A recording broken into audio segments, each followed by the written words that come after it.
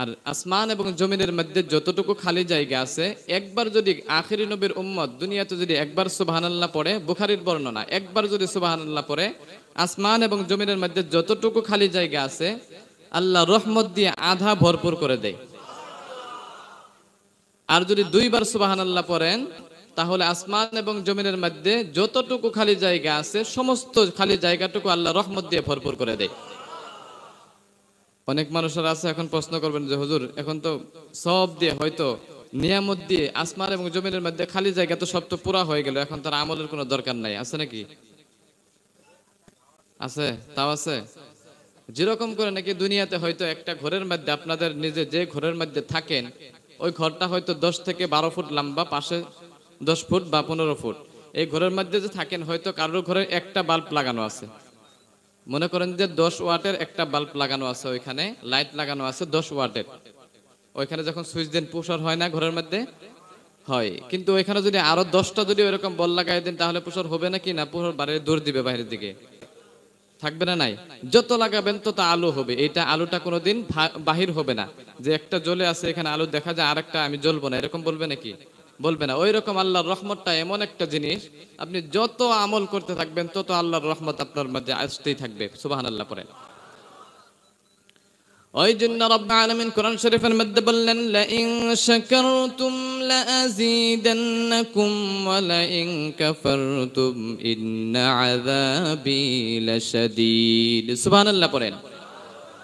রব্বুল আলামিন কোরআন শরীফের মধ্যে বললেন, লা ইন শাকারতুম লা আযীদান্নাকুম ওয়া লা ইন কাফারতুম ইন্না আযাবি লাশাদীদ। রব্বুল আলামিন বলেন যে বান্দায় নাকি আমার নিয়ামত পায়, আমার নিয়ামতের শুকরিয়া আদায় করে, আমি ওই বান্দাকে আমার নিয়ামতকে আমি বাড়িয়ে দেই এবং কিয়ামতের দিন ওই বান্দাকে আমি জান্নাতের মধ্যে প্রবেশ করে দেই। সুবহানাল্লাহ। আবার রব্বুল আলামিন বলেন যে বান্দায় নাকি আমার নিয়ামত পায়, নিয়ামতের শুকরিয়া আদায় করে না, আমার নিয়ামত পায়, আমার নিয়ামতের অনিয়ামতি করে, আমি ওই বান্দার অন্তর থেকে আমার নিয়ামতকে আমি ছিনিয়ে নেই এবং কিয়ামতের দিন ওই বান্দাকে আমি জাহান্নামের মধ্যে পৌঁছাই। বলেন নাউজুবিল্লাহ। তাহলে কি শুকরিয়া আদায় করবেন না? সব সময় আল্লাহর শুকরিয়া আদায় করার দরকার আছে। বিশ্বনবী বলেন, আউয়ালু মান ইউদআ ইলাল জান্নাতি ইয়াউমাল কিয়ামাহ আল্লাযীনা ইয়াহমিদুনা আল্লাহ ফিস সাররা'i ওয়াদ দাররা। কাল কিয়ামতের দিন কথা বলেন তো একটু নাকি? আমি আপনাদের নগাঁয় ভাষা, ময়মনসিংহ ভাষা পারি না বেশি, যে আমি বলতেছি তো আমার কথা তো আপনারা সবাই বুঝেন ইনশাআল্লাহ। তো ওই জন্যই আমি যাই কিছু আপনাদেরকে জিজ্ঞাসা করবো, পারেন বা না পারেন কমসে কম বলবেন যে পারি না বা পারি। সুবহানাল্লাহ পড়তে বললে সুবহানাল্লাহ পড়বেন, আলহামদুলিল্লাহ পড়তে বললে আলহামদুলিল্লাহ পড়বেন। ঠিক আছে তো? কারণ যদি আপনারা কোনো কথা না বলেন তাহলে হয়তো আমি মনে অনুভব যে আমি আপনাদেরকে বুঝাইতে পারতাছি না বা আপনারা আমার কথা বুঝতেছেন না, ঠিক না? নাই। আর যদি কথার উত্তর দেন তাহলে ভাববো যে আমিও বুঝাইতে পারতেছি, আপনারাও বুঝতেছেন, ঠিক কি না? ওই জন্য সবাই ইনশাআল্লাহ কথা বলবেন তো ইনশাআল্লাহ। কিয়ামতের দিন সর্বপ্রথম তাদেরকে জান্নাতের দিকে ডাকা হবে, তাদেরকে সর্বপ্রথম আদায় করতো ওই বান্দাকেও কিয়ামতের দিন সর্বপ্রথম তাদেরকে জান্নাতের দিকে নেওয়া হবে। আপনি কষ্টের মধ্যে আছেন তবু আল্লাহর নাম নেন, হয়তো আপনি বেমারের মধ্যে আছেন তবু আল্লাহর নাম নেন যে আলহামদুলিল্লাহ আমি ভালো আছি, আমার থেকে তো আরো অনেক বড় বড় বেমারের মধ্যে মানুষ আছে না? নাই। শুকরিয়া আদায় করবেন, শুকরিয়া আদায় করলে আল্লাহ খুশি হয়।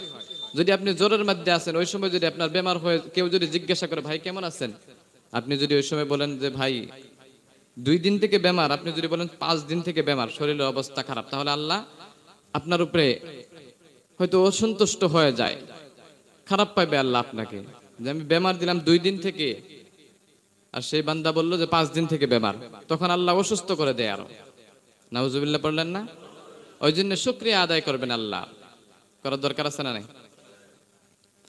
ওই জন্যই সবসময় আল্লাহর শুকরিয়া আদায় করবেন, সবসময় আল্লাহর প্রশংসা করবেন, সবসময় আল্লাহর জিকির করবেন, সবসময় আল্লাহর তাসবিহ করবেন। আপনি হাটে যান, বাজারে যান, রাস্তাঘাটে ঘোরাফেরা করেন, সবসময় আল্লাহর নাম নেওয়া দরকার আছে না? নাই। আছে না? রব্বুল আলামিন কোরআন শরীফের মধ্যে বললেন তাসবিহাহুম। সুবহানাল্লাহ পড়েন। দুনিয়ার যতগুলো গাছলতা তরুলতা আছে, পাহাড় পর্বত আছে, সমস্ত কিছু একজনের প্রশংসা করতে থাকে, তিনার নাম কি? আরেকটু জোরে বলেন। আল্লাহ নামটা নিতেও আমাদের অন্তর থেকে বাহির হয় না। একবার জোরে করে বলুন তো আল্লাহ। মাশাআল্লাহ, আমাদের আল্লাহ এমন একজন আল্লাহ, এমন একজন প্রতিপালক, এমন একজন আমাদের রব। হয়তো আমাদের ধর্মের মধ্যে এমন একজন প্রতিপালককে পাওয়া যায়, কিন্তু অন্য অন্য ধর্মের মধ্যে এরকম প্রতিপালক পাবেন না। পাওয়া যায় কি? আপনি গুজরাটের কোন হিন্দু ভাইদেরকে জিজ্ঞাসা করেন, ও ভাই তোমাদের রবের নাম কি? তারা বলবে হনুমান। বলে না নাই? হিন্দু মানুষ তাদেরকে বলবেন। আপনি কলকাতার কোন হিন্দু ভাইদেরকে জিজ্ঞাসা করবেন, ও ভাই তোমাদের রবের নাম কি? তারা হয়তো বলবে রাম। আপনি আসামের কোন হিন্দু ভাইদেরকে যদি জিজ্ঞাসা করেন, ও ভাই তোমাদের রবের নাম কি, তোমাদের প্রতিপালকের নাম কি? তারা হয়তো বলবে ওইখানে মা দেবী। আপনি বাংলাদেশের কোন হিন্দুদেরকে জিজ্ঞাসা করেন, ভাই তোমাদের রবের নাম কি?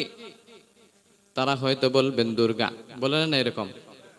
কিন্তু এমন একটা ধর্মের মধ্যে আমরা জন্মগ্রহণ করেছি, আপনি পৃথিবীর যেইটা কান্ট্রির মধ্যে, যেইটা দেশের মধ্যে গিয়ে জিজ্ঞাসা করেন, কোন মুসলমান ভাইকে যদি জিজ্ঞাসা করেন, ভাই তোমাদের রবের নাম কি, সবাই একটাই জবাব দিবে, সেইটা হলো কি? ঠিক না নাই? এমন একটা ধর্মের মধ্যে রব্বুল আলামিন আমাদেরকে জন্মগ্রহণ করাছেন। ওই জন্য আল্লাহকে ভালোবাসেন, আল্লাহর নবীকে ভালোবাসেন, আল্লাহকে ভালোবাসেন। যেরকম করে নাকি মানুষকেও ভালোবাসবেন, আল্লাহকেও ভালোবাসবেন। আল্লাহর যে সৃষ্টি জীবগুলো আছে ওইগুলোকেও ভালোবাসার দরকার আছে না নাই? আছে না? আল্লাহ যেইগুলো জিনিস বানিয়েছে ওইগুলোকেও ভালোবাসা দরকার আছে না নাই? ওই জন্য আল্লাহকে ভালোবাসেন, আল্লাহর নবীকেও ভালোবাসেন, মানুষকেও ভালোবাসার দরকার আছে না নাই? আছে না? বিশ্বনবী বলেন, عن أمامة رضي الله تعالى عنه قال رسول الله صلى الله عليه وسلم من أحب لله وأبغض لله وأعطى لله ومنع لله فقد استكمل الإيمان سبحان الله পড়েন। কোন মানুষ যদি পরিপূর্ণ ঈমানের মধ্যে অংশগ্রহণ করতে চায়, কোন মানুষ যদি ঈমানের মধ্যে পরিপূর্ণ আছে কিনা সেটা যদি জানতে চায়, তাহলে তার মধ্যে নিজের মধ্যে 4টি গুণ থাকতে লাগবে। 4টি গুণ নিজের মধ্যে দেখা লাগবে। কয়টি গুণ? 4টি গুণ আপনার অন্তরের মধ্যে থাকতে লাগবে। মান আহাব্বা লিল্লাহ, 1 নম্বর গুণ। ওয়া আ'তা লিল্লাহ ওয়া মানআ লিল্লাহ ফাকাদ ইসতিকমালাল ঈমান। বিশ্বনবী বলেন, মান আহাব্বা লিল্লাহি ওয়া আবগাদা লিল্লাহ ওয়া আ'তা লিল্লাহ ওয়া মানআ লিল্লাহ। এই 4টা গুণ যদি কোনো মানুষের মধ্যে থাকে, তাহলে ওই বান্দাটা পরিপূর্ণ ঈমানের মধ্যে অংশগ্রহণ করেছে। সুবহানাল্লাহ পড়েন। 1 নম্বর যে গুণটি হলো মান আহাব্বা লিল্লাহ। বিশ্বনবী বলেন, কোন মানুষকে যদি তুমি ভালোবাসো, কোন মানুষকে যদি তুমি ভালোবাসো, তাহলে সেইটা আল্লাহর জন্য বাসো। দুনিয়ার কোনো লোভের জন্য ভালোবেসো না, কোনো স্বার্থের জন্য ভালোবেসো না। কোন মানুষকে যদি ভালোবাসো, তাহলে আল্লাহর জন্য ভালোবাসো। হয়তো অনেক মানুষে দেখবেন যে কোন মানুষকে ভালোবেসে সালাম দেয়, আছে না? এরকম মানুষ সালাম দেয়, কোন মানুষে ভালোবেসে সালাম দেয়। ভালো করে শুনবেন, কোন মানুষে ভালোবেসে সালাম দেয়, আর কোন মানুষের স্বার্থ অনুযায়ী সালাম দেয়। কেন জানেন? অনেক মানুষদেরকে দেখবেন যে হয়তো অনেক টাকার প্রয়োজন, টাকা নাই, হাতে টাকা নাই, টাকার অনেক প্রয়োজন। এখন কি করবে? হয়তো একটা ধনী লোকের কাছে গেছে, এখন যদি টাকা ডাইরেক্ট যদি যায়, গিয়ে যদি চায় যে চাচা বা ভাই আমাকে এত টাকা দিন, আমার টাকার প্রয়োজন হয়েছে, এখন হয়তো ডাইরেক্ট বললে তো দিবে না। দিবে কি? কোনোদিন আসেই না, যায় না, তাহলে কেমনে করে টাকা দিবে? তখন কি করে জানেন? প্রথমে গিয়ে সালাম দেয়, একবার না, হয়তো ইসলামের মধ্যে আছে 3বার সালাম দাও। কোনো মানুষের বাড়ির দরজা গিয়ে 3বার সালাম দাও, যদি উত্তর না আসে তুমি ঘুরে ফিরে আসো বাড়িতে। কিন্তু ওই ব্যক্তি তো আর এরকম জানে না, যা সালাম 1বার না, 2বার না, 3বার না, 30 বার সালাম দিয়ে দেয়। আছে না নাই? সালাম দেওয়ার পরে যখন নাকি বাহির হয়, তখন বলেন, ভাই আমার অনেক টাকার প্রয়োজন, আমাকে 10,000 টাকা দেন। কারণ যদি ডাইরেক্ট যদি গিয়ে বলতো ভাই আমাকে টাকা দেন, হয়তো টাকা দিত না, ওই জন্য সালাম দিছে প্রথমে। এটা কি স্বার্থের জন্য সালাম দেওয়া হয়েছে না? আল্লাহকে ভালোবাসার জন্য, মানুষকে ভালোবাসার জন্য সালাম দেওয়া হয়েছে না, এটা স্বার্থের জন্য সালাম দিচ্ছেন। এমন করে সালাম দিলে আবার সওয়াবের আশা কি করে করেন? করা যাবে কি? যাবে না। আর হয়তো অনেক মানুষেরা আছে দেখবেন, নিজের সন্তানকে হয়তো 20 বছর 22 বছর বয়স হয়ে গেছে, বিয়ার অবস্থা হয়ে গেছে, এখন বিয়ে করবে, এখন হয়তো কোনো শিক্ষা নাই, এখন যদি বিয়ে করতে যায় হয়তো কমসে কম চরিত্রটা তো ভালো থাকতে লাগবে, কোনো ইনকাম না থাকলেও চরিত্রটা ভালো থাকতে লাগে, তাই না? অন্য ইনকাম থাক বা না থাক, টাকা পয়সা থাক বা না থাক, কমসে কম জিজ্ঞাসা করবে ছেলেটা কেমন। বলে না নাই? মেয়ের বাবারা বলে না নাই? কথা বলেন, বলে। ওই জন্য বাবা সন্তানকে শেখায়, এ বাবা তোর তো এখন 22 বছর বয়স হয়ে গেছে, তোর তো এখন হয়তো 25 বছর বয়স হয়ে গেছে, তুই যদি এমন করে থাকিস, আগের মতো যদি বদচরিত্র যদি এরকম অবস্থায় থাকিস, তাহলে তোকে তো কেউ মায়া বিয়ে দিবে না, মেয়ে বিয়ে কেউ দিবে না। দিবে কি? তোর তো এমনিতে কোনো ইনকাম নাই, তোর তো এমনিতে কোনো শিক্ষা বিদ্যা নাই। ওই জন্য কমসে কম মানুষের সাথে ভালো আচরণ করবি, ভালো ব্যবহার করবি। আগের তো 20 বছর তো গত 20 বছর করস নাই, এখন থেকে কমসে কম করবি। কমসে কম মানুষকে সালাম দিবি। কিন্তু ওই যুবককে যে শিখায় দেয়, অবিবাহিত যুবকদেরকে এটা শিখায় দেয় বিয়ের কিছুদিন আগের থেকে, হয়তো 3-4 মাস আগের থেকে শিখায় যে তো 2 মাস পরে 3 মাস পরে তোকে বিয়া করতে লাগবে, ওই জন্য মানুষকে সালাম দিস, কমসে কম মানুষ যদি তোর চরিত্রটা ভালো বলে। কিন্তু ওই যুবক কি করে জানেন? কি করে জানেন? রাস্তা দিয়ে যায় বা বাড়ির পাশ দিয়ে যায়, গিয়ে সর্বপ্রথম ভালো করে দেখে যে কার মেয়ে আছে, ওই মুরব্বীরা যে গিয়ে সালাম দেয়। বুঝছেন কি? যে মুরব্বীর মেয়ে আছে ওই মুরব্বীরে গিয়ে সালাম দেয়। কারণ যদি ওই মুরব্বী বলে যে ছেলেটা ভালো আছে, আমাকে সালাম দে, এইগুলো হলো স্বার্থের জন্য সালাম দেওয়া। দেয় না? না এরকম যারা নাকি এখানে বাবা আছেন, তারা নিশ্চয় এইটা কাজ করতে পারেন। কোন ছেলের সাথে যদি কোনো মেয়ে যদি বিয়ে দিতে চান, কমসে কম আপনি ফজরের সময় মসজিদের মধ্যে গিয়ে দেখেন কোন যুবকে নামাজের জন্য আসে, ওইটাই হলো সচ্চরিত্র যুবক। যদি প্রত্যেকজন মেয়ে বা মেয়ের বাবা যদি কয় নামাজি ছেলের কাছে আমরা মেয়ে বিয়ে দিব আর তাছাড়া দিব না, আসলে তো বেশিরভাগ তো ছেলেরাই মেয়ের জন্য পাগল থাকে, তাই না? থাকে না? নাই? তাহলে যদি এরকম বলে যে কোন ছেলেকে বেনামাজির কাছে আমরা মেয়ে বিয়ে দিব না, তাহলে কি সমস্ত যুবকেরা নামাজের জন্য রেডি হয়ে যাবে না? যাবে। ওই জন্য মেয়ে বাবা যারা আছেন তারা বলবে যে নামাজির কাছে মেয়ে বিয়ে দিব, পরে পান বা না পান কমসে কম এটা নিয়ত করবেন। করবেন তো ইনশাআল্লাহ?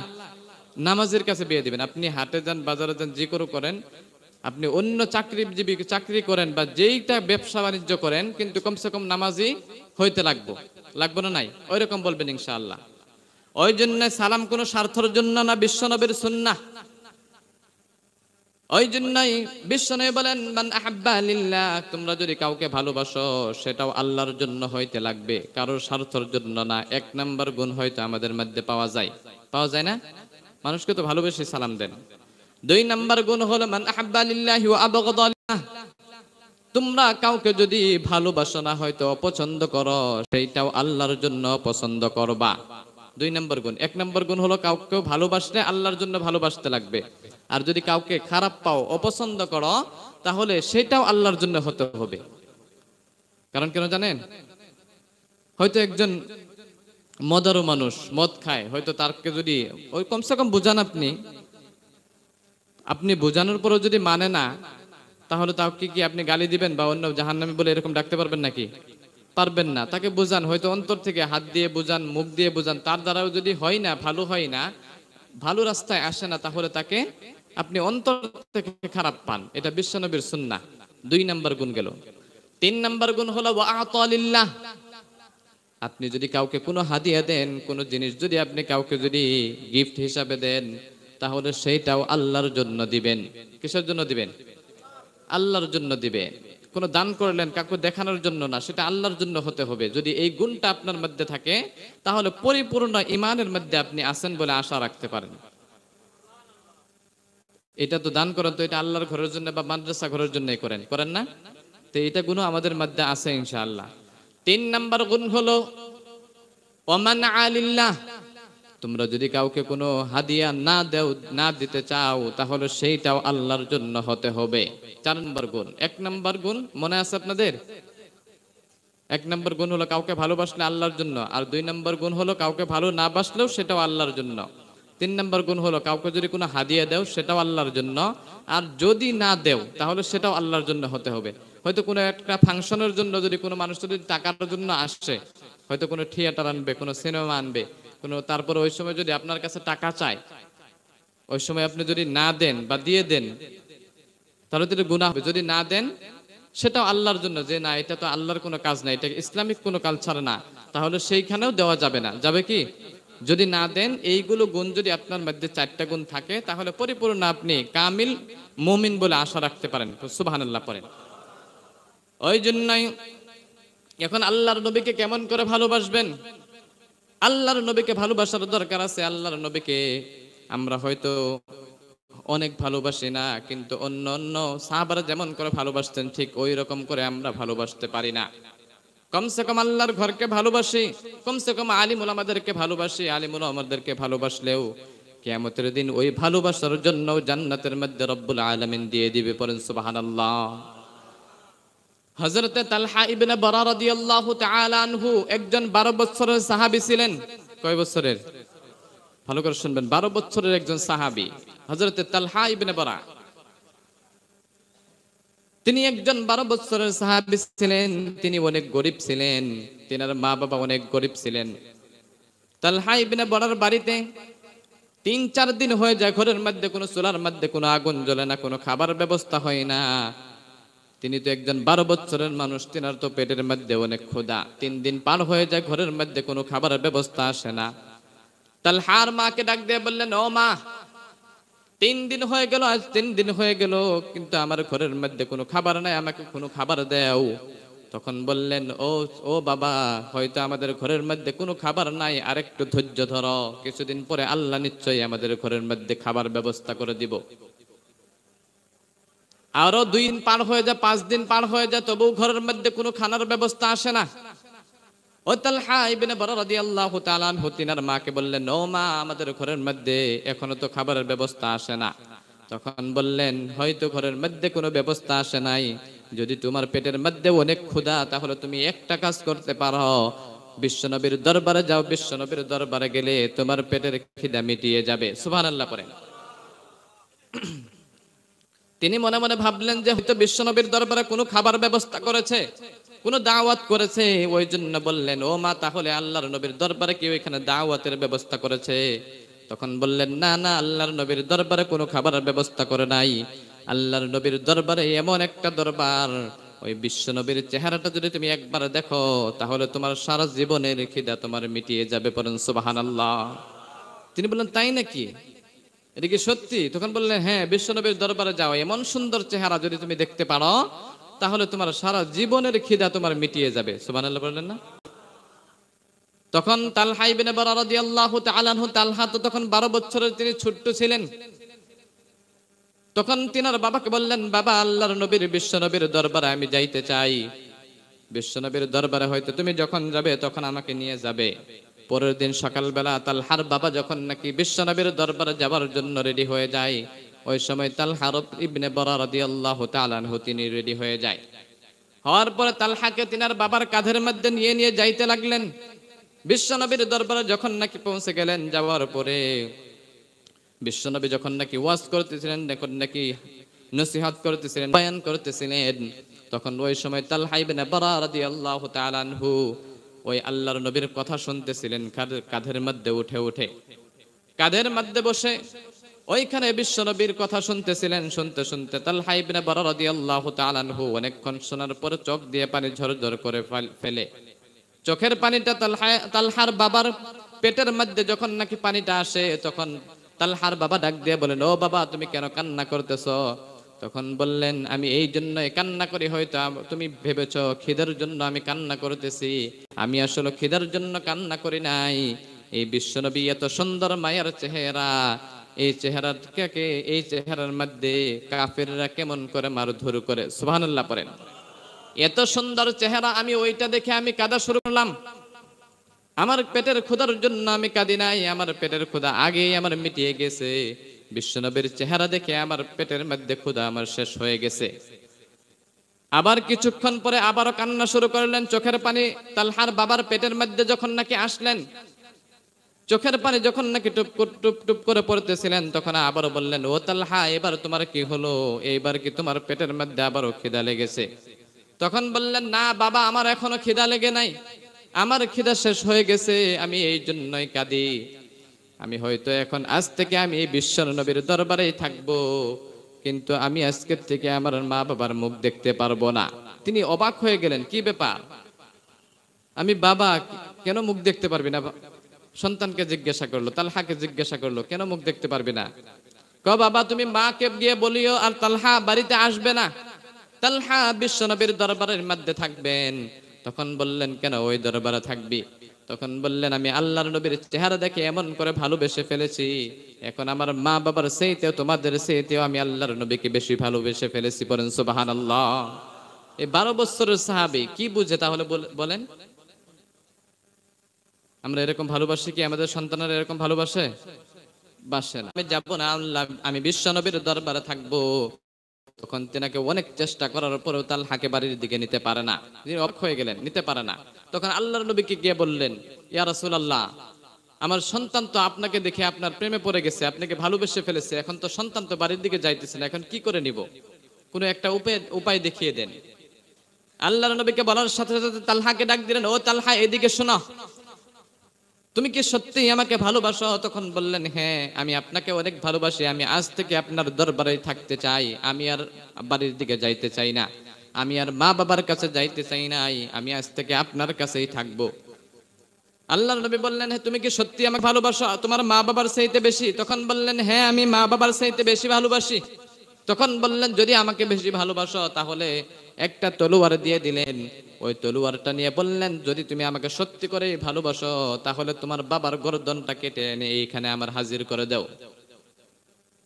এই 12 বছরের সাহাবীকে আল্লাহর নবী বললেন যে এই তলোয়ারটা নিয়ে তোমার বাবার গলাটা কেটে এনে আমার সামনে হাজির করায় দাও, যদি আমাকে সত্যি ভালোবাসো। ওই কথা শোনার সাথে সাথে তালহা 12 বছরের সাহাবী, তিনি তলোয়ারটা নিয়ে দৌড় দিয়ে গিয়ে আল্লাহর নিজের বাবার কাছে গেলেন। বাবার কাছে যখন নাকি তলোয়ারটা উঠাইলেন, বিশ্বনবী ডাক দিয়ে বললেন, ও তালহা, তোমার বাবার গলা কাটতে হবে না, তোমার বাবার গর্দন কাটতে হবে না, তুমি এইদিকে শোনো। শোনার সাথে সাথে বললেন, ও তালহা, আমি এখন বুঝে ফেলেছি তুমি সত্যি আমাকে তোমার বাবার চাইতে বেশি ভালোবাসো। তোমাকে হয়তো আমি এইখানে রাখতে চাই না, আমার দরবারে রাখতে চাই না, তুমি আজকে তোমার বাবার সাথে তুমি চলে যাও, তোমার জায়গা এইখানে না, কিয়ামতের দিন রব্বুল আলামিন জান্নাতের মধ্যে তোমার জায়গা আমার সাথে করে দিবে। পড়েন সুবহানাল্লাহ। কিসের জন্য? আল্লাহ নবীকে ভালোবাসার জন্য, ঠিক না? নাই আমরা ইনশাআল্লাহ ভালোবাসি এরকম বাসি না, কিন্তু চেষ্টা করতে লাগবে। যাবার সময় তালহার বাবাকে বললেন, ও বড়া, এইদিকে শোনো। বললেন, তালহা যখন নাকি বাড়িতে যাবে, বাড়িতে যাওয়ার পরে তালহা হয়তো আমাকে অনেক ভালোবাসে, তাকে দেবার জন্য আমার কিছুই নাই, কিন্তু তালহা যখন নাকি মারা যাবে ওই সময় তুমি আমাকে খবর দিও, তালহার জানাজাটা আমি নিজেই পড়াবার জন্য আমি যাব। সুবহানাল্লাহ পড়লেন না? তালহা যখন নাকি মারা যাবে খবরটা আমাকে দিও, আমি ওই তালহাকে নিজে আমি জানাজার নামাজ পড়াবো তালহাকে।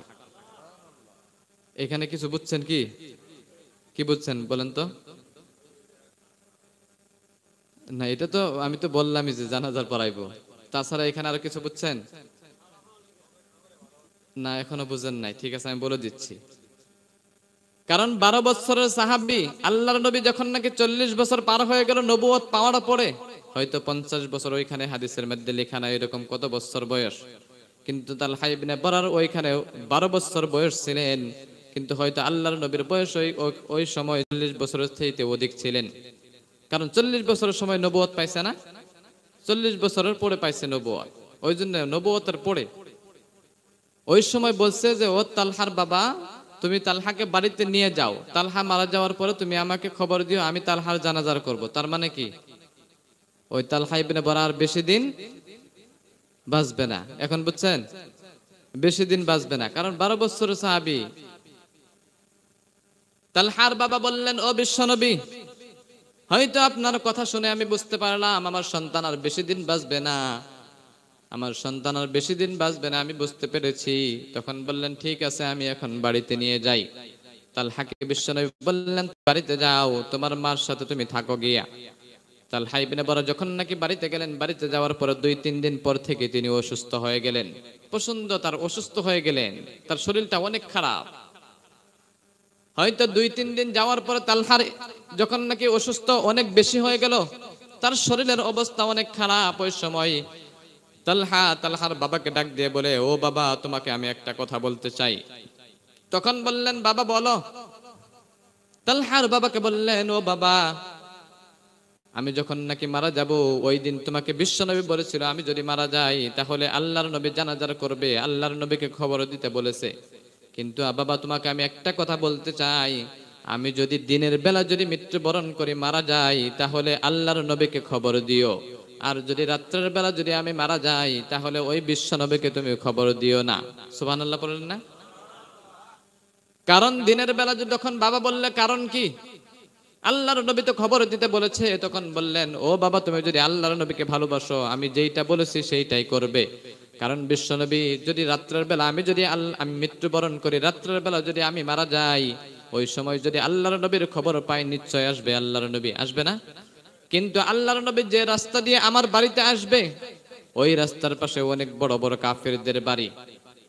ওই কাফিররা যদি আল্লাহর নবীকে যদি আঘাত করে, আল্লাহর নবীকে যদি মারধর করে, আমি আল্লাহর কাছে এই হিসাবটা দিতে পারবো না। পড়ুন সুবহানাল্লাহ। এই ছোট্ট সাহাবীর মাথার মধ্যে কত আল্লাহ দিমাগ দিয়ে দিয়েছিলেন, তিনি কোথায় মাথাটা কাটিয়েছে দেখেন। তখন বললেন, দিনের বেলা যদি মারা যায় তাহলে আল্লাহর নবীকে হয়তো খবর দিও, কারণ দিনের বেলা যদি আসে হয়তো অনেক মানুষরা এই রাস্তা দিয়ে হয়তো বিজনেস করে, ব্যবসা করে, ওই সময় আল্লাহর নবী আসলে হয়তো কাফেররা কোনো অত্যাচার করতে পারবে না। হঠাৎ করে ৩-৪ দিন পরে তালহা ইবনে বারা রাদিয়াল্লাহু তাআলা আনহু, ওই 12 বছরের সাহাবী তালহা, ৩ দিন পরে তিনি ইন্তেকাল করেন, মারা যান। রাত্রের বেলা মারা যায়। কোন সময় মরে? রাত্রের বেলা ইন্তেকাল করে। এখন তো তালহাও বলেছেন যে আল্লাহর নবীকে তো খবর দেওয়া যাবে না। তিনার বাবা সত্যি করে আল্লাহর নবীকে খবর দেন নাই। রাত্রের বেলায় তিনাকে জানাজার করে কাফন দাফন করে ওইখানে কবরের মধ্যে রেখে আসছেন। সকাল বেলা হয়তো বিশ্বনবীর কানের মধ্যে খবর পৌঁছে গেছে যে ওই তালহা মারা গিয়েছেন। তখন বিশ্বনবী নিজেই বাড়িতে আসলেন, তালহার বাড়িতে আসলেন। আসার পরে বললেন, ও তালহার বাবা, তোমাকে হয়তো আমি বলেছিলাম তালহা যদি ইন্তেকাল করে, তালহা যদি মারা যায় তাহলে তুমি আমাকে খবর দিও, ওই তালহার জানাজারটা আমি নিজেই করাবো, কিন্তু তুমি কেন খবর দিলে না? তখন বললেন, ও বিশ্বনবী, তালহা মরার সময় আমাকে একটা কথা বলে গিয়েছিল, আমি যদি রাত্রের বেলা যদি মারা যায় তাহলে বিশ্বনবীকে খবর দিও না, আর যদি দিনের বেলা মারা যায় তাহলে ওই বিশ্বনবীকে খবর দিও। তখন বললেন, কারণ কি, কিসের জন্য সেইটা বলেছে? তখন বললেন, হুজুর, আপনি যদি রাত্রের বেলা যদি তালহার মৌতের খবর শুনে যদি আপনি আসেন, ওই রাস্তার পাশে অনেক বড় বড় কাফিরদের বাড়ি আছে, হয়তো আপনাকে অত্যাচার করবে, আপনাকে মারধর করবে। তার জন্য আল্লাহর কাছে কি হিসাব দিবে, ওই জন্য আপনার মার সহ্য করতে পারবে না। তালহা আল্লাহর কাছে কি হিসাব দিবে, সেই জন্য আপনাকে খবর দিতে বারণ করেছিল। পড়েন সুবহানাল্লাহ। বিশ্বনবী ওই কথা শুনে তখন বললেন, কবর কোথায় দিয়েছ? কবর কোথায় তার বানিয়েছ? সঙ্গে সঙ্গে ওই কবরের পাশে গেলেন, যাওয়ার পরে ওই কবরের মধ্যে একটা হাত রাখলেন, আর একটা হাত আল্লাহর কাছে উপরে হাত উঠায় বললেন, আল্লাহর কাছে বললেন, ও আল্লাহ, তালহা ইবনে বারাকে কিয়ামতের দিন জান্নাতের মধ্যে আমার সাথে রাখিও। পড়েন সুবহানাল্লাহ। এই 12 বছরের সাহাবী এত আল্লাহর নবীকে মায়া করতেন।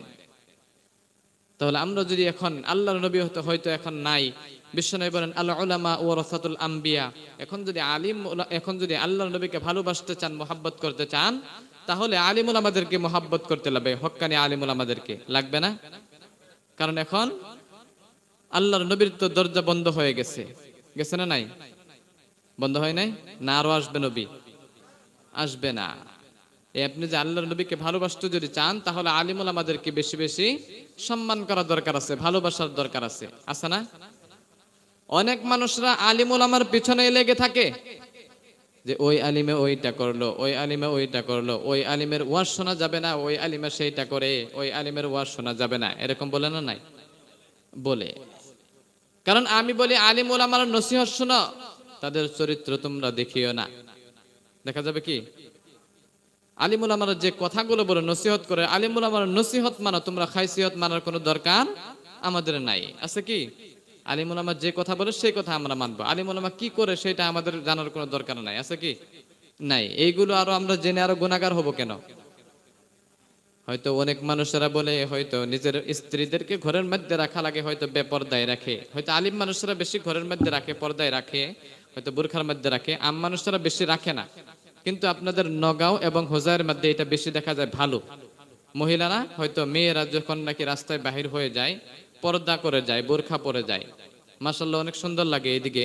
কিন্তু হয়তো আমাদের দরং ডিস্ট্রিক্টে বেশি নাই। আলেম ওলামা যারা নাকি আছে, ইসলামিক জ্ঞান যাদের মধ্যে আছে, তাদের ফ্যামিলির মানুষ মহিলারা পর্দা করে, আর আম মানুষরা বেশি পর্দা করে না। হয়তো এখন পরিবর্তন হইতেছে, ভালো হইতেছে, সবাই দোয়া করবেন। ওই জন্যই অনেক মানুষরা বলে যে হুজুর ওয়াজ করে, হুজুরের স্ত্রী বাজারের মধ্যে যায়, আছে না নাই? বলে না? কিন্তু আল্লাহ রাব্বুল আলামিন নারীদেরকে ঘরের মধ্যে আবদ্ধ থাকতে বলছেন, কিন্তু ঘরের মধ্যে আবদ্ধ থাকে না। পর্দার মধ্যে থাকতে বলছেন, কিন্তু পর্দার মধ্যে থাকে না। থাকে কি? বেশি থাকে না। রব্বুল আলামিন কোরআন শরীফের মধ্যে বললেন, ওয়াকরনা ফি বুয়ুতিকুন্না ওয়ালা তাবাররাজনা তাবাররুজাল জাহিলিয়াতিল উলা। সুবহানাল্লাহ পড়েন। রব্বুল আলামিন বলেন, ওয়াকরনা ফি বুয়ুতিকুন ওয়ালা তাবাররাজনা তাবাররুজাল জাহিলিয়াতিল উলা। আমি আল্লাহ রব্বুল আলামিন নারীদেরকে ঘরের মধ্যে আবদ্ধ থাকতে বলেছি, আবদ্ধ রাখতে বলেছি। এবং যখন নাকি ঘরের মধ্যে আবদ্ধ থাকবে, যে সময় নাকি প্রয়োজন হয়ে যাবে ওই সময় ঘর থেকে বাহির হবে, আর বাকি সময় ঘরের মধ্যে আবদ্ধ থাকবে। নারীদেরকে ঘরের মধ্যে আবদ্ধ থাকতে বলেছে। যে সময় নাকি ডাক্তারে যাওয়া লাগে, হসপিটালে যাওয়া লাগে, কোনো ব্যাংকে যাওয়া লাগে, ওই সময় আপনি ঘর থেকে বাহির হয়ে যান, ঠিক না নাই? আর বাকি সময় আপনি ঘরের মধ্যে থাকেন। সারা সময় আপনি ঘরের মধ্যে থাকেন, যে সময় নাকি প্রয়োজন হবে ওই সময় আপনি বাহিরে যান। এবং পুরুষদেরকে ঘরের মধ্যে থাকতে বলে নাই, পুরুষেরা সব সময় বাহিরে থাকেন, যখন নাকি আপনার ঘরের মধ্যে প্রয়োজন ওই সময় আপনি বাহিরে ঘরের মধ্যে থাকেন। সারাদিন আপনি উপার্জন করেন, আপনি ব্যবসা বাণিজ্যে ব্যস্ত থাকেন, বিকাল বেলা বাড়িতে আসেন ঘুমাসার জন্য। এবং নারীদেরকে ঘরের মধ্যে আবদ্ধ থাকতে বলেছেন। ওয়াকরনা ফি বুয়ুতিকুন্না ওয়ালা তাবাররাজনা তাবাররুজাল জাহিলিয়াতিল উলা। ও নারীরা, তোমরা ঘরের মধ্যে আবদ্ধ থাকো জাহিলি যুগের মেয়েদের মতো, মহিলাদের মতো। তোমরা নিজের চেহারা অন্য পুরুষকে তোমরা দেখিও না। বলেন সুবহানাল্লাহ। এটা কার কথা? কার কথা এটা? আল্লাহর কথা। আল্লাহ কোরআন শরীফের মধ্যে বলেছেন, তোমরা ঘরের মধ্যে থাকো, আবদ্ধ থাকো তোমরা ঘরের মধ্যে। নিজের চেহারাকে, ফর্সাকে, যেটা নাকি নিজের বডি, তোমরা অন্য মানুষকে দেখিও না। দেখানোর কোনো দরকার আছে? নাই। কিন্তু এইটা হয়তো আমাদের নিজের মহিলাদেরকে বলা হয় না, নিজের স্ত্রীদেরকে। হয়তো ঈদের সময় যখন নাকি আসে কাপড় কেনার জন্য, তখন হয়তো যে বাবা যদি এনে দেয়, এরকম ছেলে মেয়েও এরকম আছে, মেয়েরাও আছে, বা স্ত্রীও এরকম আছে অনেক মানুষের। যদি কোনো কাপড় এনে দেয়, একবার না, দুইবার না, তিনবার ঘোরায়, তো এটা কাপড় হইলো নাকি? তিনবার ঘোরায়, তখন পুরুষরে ঘোরায় না? না, এরকম রং পছন্দ হয় না, সেলাই পছন্দ হয় না, কাপড়ের ডিজাইন পছন্দ হয় না, বলে না নাই? কিন্তু ওই সময় পুরুষ ক্লান্ত হয়ে যায়, তখন তিনি কি বলে জানেন? যে যা, পয়সা নিয়ে যা, তুই নিজে গিয়ে আনবি। বাধ্যত পরে ওই সময় মহিলাকে বাজারে পাঠায় দেয় না নাই? আসলে মহিলার ডিজাইন তো, যে পুরুষের যে ডিজাইনের কাপড়টা এনে দিয়েছিল সেটা আসলে তো সবচেয়ে ভালো ছিল। পরে যে মহিলা বাজার থেকে আনবে সেটা তার চাইতেও খারাপ, কিন্তু তার উদ্দেশ্য হলো একটু বাজারে যেয়ে ঘুরে আসবে, দেখবে ঈদের বাজারটা কিরকম, ঠিক না নাই?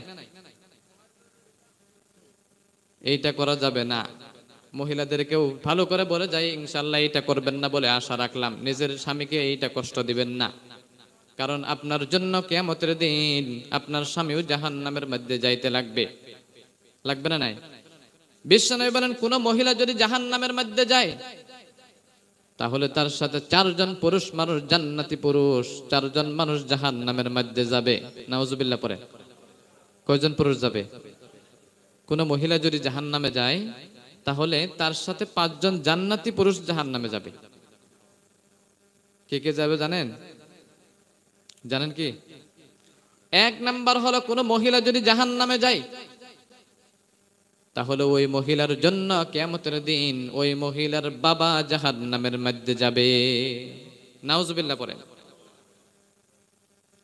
কারণ আল্লাহকে বলবে, ও আল্লাহ, দুনিয়াতে হয়তো আমার কোনো ইসলামিক জ্ঞান ছিল না, কোনো দ্বীনি ইলম ছিল না, আমি কিছুই বুঝি নাই, কিন্তু আমার বাবা আমাকে কোনোদিন ভালো আদেশ করে নাই, আমার বাবা কোনোদিন নামাজের কথা বলে নাই, আমার বাবা কোনোদিন পর্দায় থাকতে বলে নাই, তার জন্য আমি করতে পারি নাই। আজকে আমাকে আমার জাহান্নামে যাওয়ার সবচেয়ে বড় কারণ হলো আমার বাবা, ওই জন্য আমাকে জাহান্নামে দেওয়ার আগে আমাকে আমার বাবাকে জাহান্নামে দাও। নাউজুবিল্লাহ পড়ে। 2 নাম্বার পুরুষ হলো, কোন মহিলা যদি জাহান্নামে যায় ওই মহিলার সাথে 2 নাম্বার পুরুষ জাহান্নামে যাবে। ওই মহিলার নিজের বড় ভাই, পরিয়ালের বড় ভাই আছে না, ওই বড় ভাইয়ের কাল কিয়ামতের দিন জাহান্নামের মধ্যে যাবে। যারা নাকি বড় ভাই আছেন তারা নিজের ছোট বোনদেরকে এই নসিহত গুলো করবেন, পর্দার মধ্যে রাখার চেষ্টা করবেন, ভালো আদেশ কমসে কম করেন, পরে সে করক বা না করক সেটা তার ব্যাপার, কিন্তু আপনার হকটা আপনি আদায় করবেন তো ইনশাআল্লাহ। 3 নাম্বার পুরুষ হলো, কোন মহিলা যদি জাহান্নামে যায় তার মধ্যে থেকে 3 নাম্বার পুরুষ জাহান্নামে যাবে, ওই মহিলার নিজের স্বামী জাহান্নামের মধ্যে যাবে। নাউজুবিল্লাহ বললেন না? কিয়ামতের দিন ওই মহিলা বলবে, ও আল্লাহ, হয়তো আমি দুনিয়াতে মার ঘরে থাকতে বাবার ঘরে থাকতে হয়তো আমল করতে পারি নাই, কিন্তু এখন আমার স্বামীর ঘরে এসেছি, কিন্তু ওই স্বামী আমাকে কোনোদিন ভালো আদেশ করে নাই। হয়তো স্বামী যদি আমাকে একটু কঠোর করে বলতো, ভালো করে শক্ত করে যদি বলতো, হয়তো আমি স্বামীর কথা মানতাম, আমি নামাজ আদায় করতাম, আমি ঘরের মধ্যে আবদ্ধ থাকতাম, কিন্তু আমার স্বামী এইটা বলে নাই, তার জন্য আমি আজকে জাহান্নামের মধ্যে যাওয়া লাগে। এই জন্য আল্লাহ, এর সবচেয়ে বড় কারণ হলো আমার স্বামী, আমার স্বামীকেও সর্বপ্রথম জাহান্নামের মধ্যে দেব। বলেন নাউজুবিল্লাহ। 1 নম্বর হলো নিজের বাবা, 2 নম্বর হলো নিজের বড় ভাই, 3 নম্বর হলো নিজের স্বামী। 4 নম্বর পুরুষ হলো যে মহিলা নাকি জাহান্নামে যাবে, তার জন্যই যে পুরুষটি নাকি 4 নম্বরে জাহান্নামে যাবে, সেটি হলো নিজের মহিলার বড় সন্তান। মহিলা বড় সন্তান, বড় ছেলে আছে না, বড় ছেলে জাহান্নামে যাবে। কারণ বলবেন, আমার সন্তান আমাকে কোনোদিন আমাকে ভালো আদেশ করে নাই, আমার সন্তান আমাকে কোনোদিন ঘরের মধ্যে থাকতে বলে নাই। ওই জন্যই কিয়ামতের দিন এই 4 জন মানুষ জাহান্নামে যাবে, কোনো মহিলা যদি জাহান্নামের মধ্যে যায়। সবারই মনে থাকবে তো ইনশাআল্লাহ? এই জন্যই সব মহিলাদেরকে আদেশ করবেন, নামাজের আদেশটা করেন, কমসে কম পর্দার মধ্যে থাকতে বলেন। আপনি নামাজটা যখন নাকি পড়বেন, রব্বুল আলামিন কোরআন শরীফের মধ্যে বললেন, ইন্নাস সালাতা তানহা আনিল ফাহশাই ওয়াল মুনকার। কারণ নামাজটা এমন একটা জিনিস, আপনি যদি নামাজ আদায় করেন তাহলে আপনার সমস্ত খারাপ কাজ থেকে আল্লাহ বিরত রেখে দিবে। পড়েন সুবহানাল্লাহ। নামাজ পড়তে থাকেন, আস্তে আস্তে সমস্ত খারাপ কাজ ছেড়ে যাবে। হয়তো এখন বলবেন যে আমি সুদ খাইতেছি, এখন নামাজ পড়বো না, কিছুদিন পরের থেকে পড়বো না। আপনি সুদ খান এদিকে খাইতে থাকেন, আপনি নামাজও এদিকে পড়তে থাকেন, পড়বেন তো ইনশাআল্লাহ। আপনি জুয়া খেলেন এইদিকে, তবু নামাজে আসেন, নামাজটা কমসে কম আপনাকে ছেড়ে দিবে, ওই খারাপ কাজ থেকে দূরে রেখে দিবে। কারণ আল্লাহ যদি ছেড়েই না দিত তাহলে কোরআন শরীফের মধ্যে আল্লাহ কইতো না, কইতো কি? কইতো না। ওই জন্যই নামাজ পড়তে থাকেন, ওইদিকে বাকি কাজ কি করেন করেন, আস্তে আস্তে সমস্ত কিছু আল্লাহ ছেড়িয়ে দিবে। ওই জন্যই ওয়াকরনা ফি বুয়ুতিকুন্না ওয়ালা তাবাররাজনা তাবাররুজাল জাহিলিয়াতিল উলা, ও নারী তোমরা ঘরের মধ্যে আবদ্ধ থাকো এবং জাহিলি জগতের যে নারীগুলো ছিল, যে মহিলাগুলো ছিল, তাদের মতো নিজের চেহারা অন্য মানুষকে দেখিও না, অন্য পুরুষকে দেখিও না। কিন্তু আজকে বেশি বেশি দেখা যায় নারীরা বেশিরভাগ বাজারের মধ্যে যায়, যায় না? নাই, বেশি বেশি বাজারে যায়। 2টা জায়গায় বেশি যায়, একটা হলো বাজারে, আর একটা হলো কোথায় বলতে পারবেন? যদি বলতে পারেন 100 টাকা আমি ইনাম দিব। না, যদি কোনো মানুষ বলতে পারেন, বেশিরভাগ দেখা যায় মোবাইলও না, মোবাইলও না, না গুডও না, গুড তো কিছুদিন আগে থেকে পারে, তার চেয়েতেও বেশি আরো যায়। এটা সিজন আসে হয়তো, মাশাআল্লাহ, মাজারের মধ্যে যায়। কে বলছেন আগে? কে বলছেন? এখন তো 2 জন মানুষ হয়ে গেল, এখন দেওয়া যাবে না? আমি দিব, 1 জন হলে দিয়ে দিব ইনশাআল্লাহ। 2 জন হয়ে গেছে, তাই না? লাগবো না? আমি বাইসে গেলাম তাহলে না।